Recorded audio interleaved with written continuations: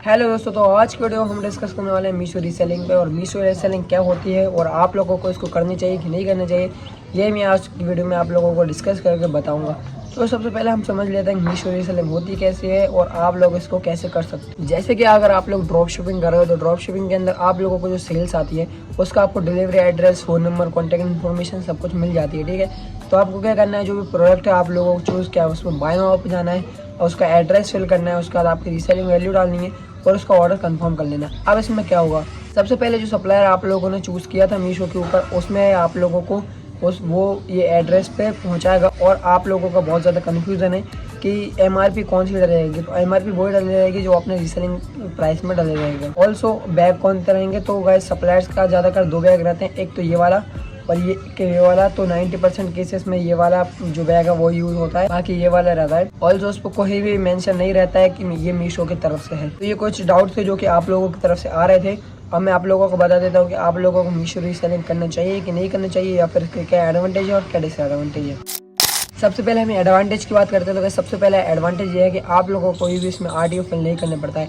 जैसे कि कुछ कई प्लेटफॉर्म में ये रहता है कि अगर आप लोगों का जो प्रोडक्ट है वो जो कस्टमर है वो नहीं लेगा तो आपको 70 रुपीज़ डिलीवरी चार्ज देना पड़ेगा। लेकिन मीशो में ऐसा कुछ नहीं रहता है, क्योंकि मीशो अपने सप्लायर से चार्ज करता है 70 रुपीज़। उसके बाद इसमें कोई भी आपको ज़्यादा कुछ प्रॉब्लम लेने की ज़रूरत नहीं है। जैसे कि अगर आप लोग एक प्राइवेट सप्लायर बुक करोगे, जैसे कि हम मान के चलते हैं अपने सेपरॉकेट से बुक किया, तो आप लोगों को उसका ट्रैकिंग नंबर वगैरह देना पड़ेगा और आप लोगों को सारी चीज़ देना पड़ेगा।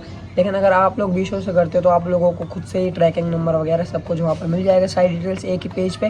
तो आप लोग आपके जो कस्टमर है उसको भी दे सकते हो सारी डिटेल्स और आप लोग वहीं पे ट्रैक कर सकते हो कि कितने देर में जाएगा। ऑल्सो इसमें बहुत ही जल्दी डिलीवरी हो जाती है। जैसे कि अगर वो दिखा रहा है कि आप लोगों ने 1 अक्टूबर को जो है ऑर्डर किया है और आपका जो ऑर्डर है वो 7 अक्टूबर पर जाएगा, तो कई केसेस में ऐसा रहता है, अगर पास रहता है सप्लायर से तो 4-5 अक्टूबर तक ही वो आपका ऑर्डर चले जाते हैं, जिससे कि जो कस्टमर है वो भी खुश हो जाता है कि भाई जल्दी से जल्दी हमारा ऑर्डर आ गया, और वो रिटर्न करने के बारे में भी नहीं सोचता, जिससे कि आपका एक और बार आरटीओ बहुत ज़्यादा बच जाता है। ऑल्सो आरटीओ नहीं रहता तो आपका जो है मार्जिन बहुत ज़्यादा हो जाता है। जैसे कि अगर मैं आप लोगों को बताऊँ तो मार्जिन जैसे है, आप लोगों का समझते हैं 100 रुपये का प्रोडक्ट है और आपने 400 रुपये का बेचा है, लेकिन उसमें क्या आरटीओ वगैरह भी चल जाता है, तो उसमें बहुत ज़्यादा प्रॉब्लम रहती है और इसमें भी दिक्कत आ जाती है। ठीक है, आप लोगों के मार्जिन में। लेकिन अगर आप लोग मीशो रीसेलिंग करते हो तो आप लोगों को आरटीओ वगैरह भी नहीं देना पड़ता है और आप लोगों का मार्जिन भी बहुत ज़्यादा रहता है। तो ये कुछ एडवांटेज थे, लेकिन आप लोगों को भी पता है कि अगर किसी चीज़ के एडवांटेज हैं तो उसके डिसएडवांटेज भी रहेंगे, तो इसके डिसएडवांटेज भी हम आप लोगों को बता देते हैं।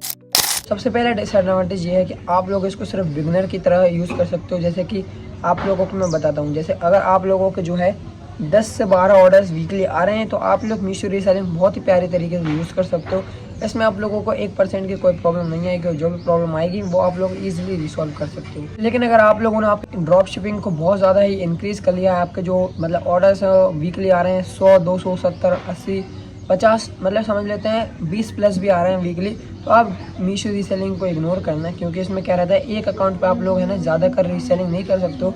इससे मीशो को रखता है कि आप लोग फेक ऑर्डर्स लगा रहे हो और वो आप लोगों का जो अकाउंट है उसको बैन कर देगा। कुछ एड्रेस में क्या रहता है कि जो मीशो है उसका सप्लाई सर्विसेबल नहीं रहता है, मतलब सर्विस नहीं कर पाता है, तो उसमें क्या रहता है कि आपका ऑर्डर पहले ही कैंसिल हो जाता है। आप प्लेस करते हो और आप जाते हो ऑर्डर हिस्ट्री पे और वो ऑर्डर जो है कैंसिल रहता है। तो मीशो रीसेलिंग आप लोगों को बिगिनर के लिए बहुत ही अच्छी जो टूल है, लेकिन अगर आप लोग इसको एडवांस लेवल पे लेके जाते हो आपके ड्रॉप शिपिंग के, आपको अच्छे खासे ऑर्डर कर सकते हैं, तो आप लोग इस मीशो रीसेलिंग को बिल्कुल ही इग्नोर करना। इससे बिल्कुल मैं कहूँगा आप इसका अल्टरनेटिव यूज़ कर सकते हो, जैसे कि रोपोसो क्लाउड या फिर इंडियन मार्ट, आप इसको यूज़ कर सकते हो, या फिर आप आपके घर पर भी बुला के जो प्रोडक्ट्स है उसको सेल कर सकते हो। बेसिकली आपकी वेबसाइट से आप ई-कॉमर्स भी कर सकते हो। बाकी अगर आप लोगों को मीशो रीसेलिंग, ड्रॉप शिपिंग या फिर किसी भी कोई भी टॉपिक पे अगर कोई भी डाउट है तो आप लोगों को मेरे को जस्ट कमेंट कर सकते हो। मैं आप लोगों को जल्दी से जल्दी रिप्लाई देने की कोशिश करूँगा। बाकी मिलते हैं दूसरी वीडियो में, जब तक के लिए bye bye, take care, see you guys.